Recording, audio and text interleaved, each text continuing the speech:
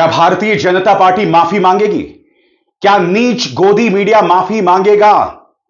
खबर सिर्फ एक पंक्ति के है दोस्तों। सीबीआई, जिसे जिम्मा दिया गया था सुशांत सिंह राजपूत मामले की जांच करने का, उन्होंने अपनी क्लोजर रिपोर्ट में दो चीजें स्पष्ट कर दी हैं। पहली बात, यह एक साधारण मामला था आत्महत्या का, और दूसरी बात, रिया चक्रवर्ती या उनके परिवार के किसी भी सदस्य का कोई दोष नहीं है। याद कीजिए दोस्तों, बिहार के चुनाव होने वाले थे। कोरोना के बीचों बीच सुशांत सिंह राजपूत वाला मामला सामने उभर कर आता है, और सिर्फ इसलिए कि बिहार के चुनावों में इसका फायदा उठाया जा सके, क्योंकि सुशांत सिंह राजपूत की पृष्ठभूमि बिहार की थी, भारतीय जनता पार्टी ने अपने पालतू मीडिया और समीर वानखेड़े, जी हां, इस शख्स का भी एक बहुत अहम किरदार था, इन्होंने पूरा मामला रचा। और अब वही सीबीआई कह रही है कि यह बहुत ही साधारण मामला था आत्महत्या का, और रिया चक्रवर्ती का कोई दोष नहीं। आज मैं पूछना चाहता हूं कि क्या रिपब्लिक न्यूज का यह संपादक माफी मांगेगा? क्या नविका कुमार माफी मांगेगी? क्या यह वाहियात आदमी जो उछल रहा था उस वक्त जब रिपोर्टर था रिपब्लिक में, और बाद में अब यह भाजपा का प्रवक्ता बन गया है, क्या यह माफी मांगेगा? क्या रजत शर्मा माफी मांगेंगे? क्या आज तक माफी मांगेगा? निहायत ही शॉकिंग बात है दोस्तों, किस तरह से आपने एक परिवार को पूरी तरह से बर्बाद कर दिया। और अब भारतीय जनता पार्टी के अंतर्गत आने वाली सीबीआई ने अपनी क्लोजर रिपोर्ट में स्पष्ट कर दिया है कि रिया की कोई गलती नहीं है। आज मैं आपको बतलाना चाहता हूं दोस्तों, किस तरह का जहर उगला गया था आपके स्क्रीन पर, किस तरह से इस लड़की को बदनाम किया गया था। आज तक रिया करती थी काला जादू। इसमें कई दिक्कतें हैं दोस्तों।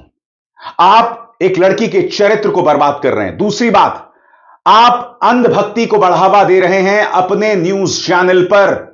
कायदे से इस चैनल को 1 महीने के लिए बंद कर दिया जाना चाहिए था, मगर इस तरह का जहर चल रहा था। क्यों? क्योंकि भारतीय जनता पार्टी को फायदा मिलेगा बिहार चुनावों में। और आप जानते हैं, सिर्फ एक राजनीतिक कारण नहीं था, दूसरा राजनीतिक कारण यह शख्स उद्धव ठाकरे और उनका बेटा आदित्य ठाकरे।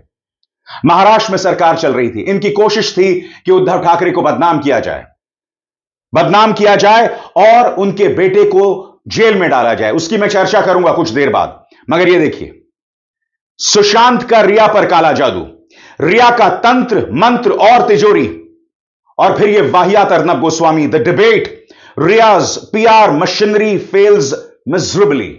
मैं आपको बतलाऊंगा दोस्तों कि आखिर क्या कहा गया है सीबीआई की क्लोजर रिपोर्ट में। मैं आपको यह भी बतलाऊंगा कि रिया चक्रवर्ती का परिवार क्या कह रहा है। मैं आपको यह भी बतलाऊंगा कि इस मामले में क्या कहना है कांग्रेस का। मगर सबसे पहले इस वाहियात एंकर को देखिए, कितना ड्रामा किया था इसने।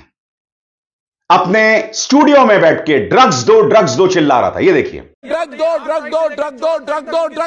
मुझे ड्रग्स दो। वो कहती है मुझे ड्रग दो, मेरे लिए घर चलाओ। फिर बात वहां नहीं रुकती। यह आदमी आज की तारीख में भाजपा का प्रवक्ता बन गया है, मगर देखिए किस तरह की हरकतें कर रहा था ये। इसे आप पत्रकारिता कहते हैं? इसे आप पत्रकारिता कहते हैं? मैं भाजपा से एक सवाल पूछना चाहता हूं। हर किस्म का नीच, वाहियात और अभद्र व्यक्ति आपकी पॉलिटिकल पार्टी में जगह कैसे पा लेता है? देखिए क्या हरकतें की थी इसने। 129 सुशांत सिंह राजपूत के मेरे साथ आशुतोष भी जुड़ रहे हैं। आशुतोष, बड़ा डेवलपमेंट क्या है?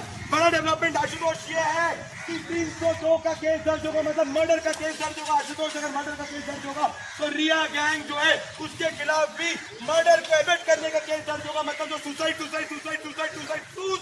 रहे थे उनको जाना होगा जेल। आशुतोष, और फिर आपको याद है, समीर वानखेड़े ने पूरा एक जाल रचा था जिसमें आधे बॉलीवुड को फंसाने की कोशिश की गई थी।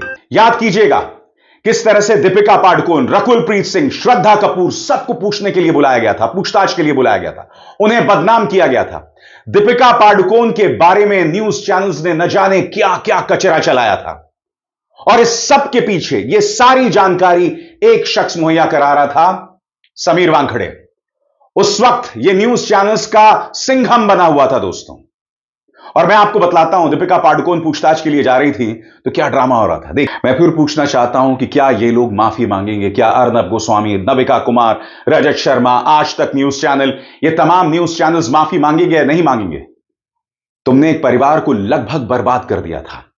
तुमने रिया और उनके भाई, उनके पिता के लिए ऐसे हालात पैदा कर लिए थे कि उनके लिए जिंदा रहना एक विकल्प नहीं रह गया था। और मैं आपको बतलाना चाहता हूं दोस्तों, रिपोर्ट में क्या कहा गया है आपके स्क्रीन पर। यह मामला आत्महत्या का साधारण मामला है। सूत्रों की माने तो सीबीआई को जांच के दौरान कोई ऐसा सबूत नहीं मिला जिससे साबित होता है कि अभिनेता सुशांत सिंह राजपूत को आत्महत्या के लिए मजबूर किया गया हो। मजबूर भी नहीं किया गया क्योंकि यही आरोप रिया पर था। दूसरी बात, इस क्लोजर रिपोर्ट में अभिनेत्री रिया चक्रवर्ती और उनके परिवार को क्लीन चिट दे दी गई है, यानी कि नो मर्डर, कोई दाऊद इब्राहिम नहीं, कोई सलमान खान नहीं। आपको याद है रिपब्लिक का एक कचरा संपादक सलमान खान के बारे में कहा था, कहां हो, याद है आपको? मजाक नहीं कर रहा हूं, इसमें न जाने कितने मीम्स बने थे। तो स्वाभाविक सी बात है दोस्तों, ये एक बहुत बड़ा मौका है रिया और उनके परिवार के लिए, और सलाम है रिया को दोस्तों। क्या शख्सियत है आप रिया, सलाम है आपको। ये सब के बावजूद रिया अब भी जद्दोजहद कर रही हैं। हाल ही में मैंने उनका एक पॉडकास्ट देखा था, आमिर खान के साथ उनका पॉडकास्ट चल रहा था। अब रिया पॉडकास्ट कर रही हैं। फिल्म इंडस्ट्री में कुछ लोग उनकी मदद करने की कोशिश कर रहे हैं, मगर रिया का जो करियर पटरी से उतर गया है उसे दोबारा पटरी पर लाने में बहुत मुश्किल लगेगी। उनके वकील हैं सतीश मान शिंदे। उन्होंने क्या कहा, इस पर गौर किया जाए। सतीश मान शिंदे ने कहा कि हम सीबीआई का धन्यवाद करते हैं कि उसने इस केस के हर एंगल से जांच की और इसे बंद कर दिया। उन्होंने कहा कि रिया के परिवार और मेरी टीम और मुझे परेशान किया गया था। रिया चक्रवर्ती के वकील सतीश मान शिंदे ने कहा कि मुझे गर्व है कि मैंने एक फौजी के परिवार का बचाव किया। उन्होंने कहा कि मैं रिया चक्रवर्ती और परिवार को सलाम करता हूं। रिया को अनकही मुसीबतों का सामना करना पड़ा। और आगे बढ़ने से पहले एक जरूरी संदेश, मेरे कार्यक्रमों के लिए आप नोटिफिकेशन का इंतजार मत कीजिए। मेरे चैनल में जाइए और खुद जाकर कार्यक्रम देखिए और रहिए अपडेटेड। और हां, ज्वाइन कीजिए मेरा चैनल। देखिए यह जरूरी संदेश। स्वतंत्र और आजाद पत्रकारिता का समर्थन कीजिए, सच में मेरा साथी बनिए। बहुत आसान है दोस्तों, इस ज्वाइन बटन को दबाइए और आपके सामने आएंगे ये 3 विकल्प, इनमें से एक चुनिए और सच के इस सफर में मेरा साथी बनिए। ये देखिए दोस्तों, मीडिया के गिद्ध किस तरह से रिया को घेरे हुए थे। इस दोजक, इस नर्क से रिया गुजर रही थी। और जैसे मैंने कहा, निशाने पर सिर्फ बिहार के चुनाव नहीं थे, क्योंकि याद कीजिए उस वक्त मुंबई में, या कहा जाए महाराष्ट्र में, मुख्यमंत्री कौन थे? उद्धव ठाकरे। और निशाने पर किसे लिया गया? आदित्य ठाकरे को। दिशा सालियान मामले में, जो कि सुशांत सिंह राजपूत की टीम में थी, उसको लेकर आदित्य पर भी निशाना साधा गया। और बात वहां नहीं रुकती। याद कीजिएगा, अनिल देशमुख जो कि गृह मंत्री थे उस वक्त, उन्हें बाद में जेल भेज दिया गया था एक अन्य मामले में। और उन पर देवेंद्र फडणवीस ने दबाव बनाया था कि तुम रिया चक्रवर्ती मामले में आदित्य ठाकरे का नाम लो। यह बात खुद अनिल देशमुख ने मुझे इंटरव्यू में कही थी।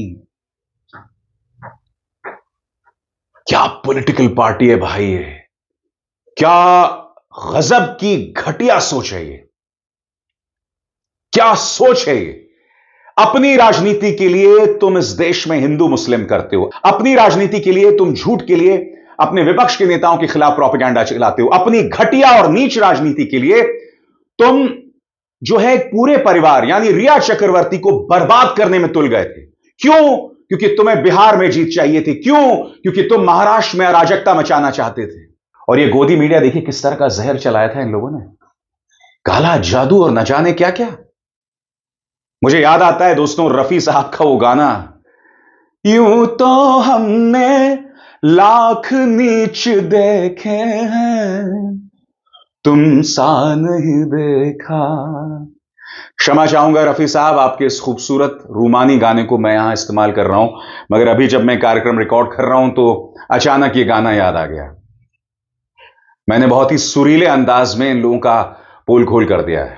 जाहिर सी बात है दोस्तों, कांग्रेस ने भी इस पर करारा प्रहार किया है। क्लोजर रिपोर्ट के दाखिल होने के बाद कांग्रेस ने निशाना साधते हुए कहा कि अब बीजेपी की गंदी राजनीति उजागर हो गई है। कांग्रेस की महाराष्ट्र इकाई ने शनिवार को कहा कि बॉलीवुड अभिनेता सुशांत सिंह राजपूत के कथित आत्महत्या मामले में सीबीआई द्वारा दाखिल क्लोजर रिपोर्ट से पता चलता है बीजेपी की लाश पर सियासी रोटी सेकने की गंदी राजनीति उल्टी पड़ गई है। यही तो करते हो तुम भारतीय जनता पार्टी। लाश पर राजनीति, क्या गलत कहा यहां कांग्रेस ने, बताओ क्या गलत कहा? तुम एक वर्ग को बदनाम करते हो, उनके खिलाफ एक भीड़ खड़ी करते हो। तुम जो पत्रकार, मेरे जैसे पत्रकार जो तुमसे सवाल खड़ा करते हैं, तुम मेरे खिलाफ एक भीड़ खड़ी करती हो। मैं अपनी सुरक्षा को लेकर हमेशा आशंकित रहता हूं। सोचो, 24 घंटे, कई महीनों तक इस लड़की रिया चक्रवर्ती को बदनाम किया गया। अब भी ऐसे दीवाने घूम रहे हैं सड़कों पर जिन पर सीबीआई की इस क्लोजर रिपोर्ट का कोई असर नहीं पड़ने वाला है। सोचिए किस तरह से इनकी जान हमेशा खतरे में रहेगी। अरे मेरे अपने दोस्त, सभ्य समाज के अच्छी जगहों पर काम करने वाले डॉक्टर्स, इंजीनियर्स, गोदी मीडिया में जो कचरा आ रहा था उस पर विश्वास कर रहे थे, सिर्फ इसलिए कि तुम्हें बिहार में चुनाव जीतना था, सिर्फ इसलिए कि तुम्हें उद्धव ठाकरे को पद से हटाना था।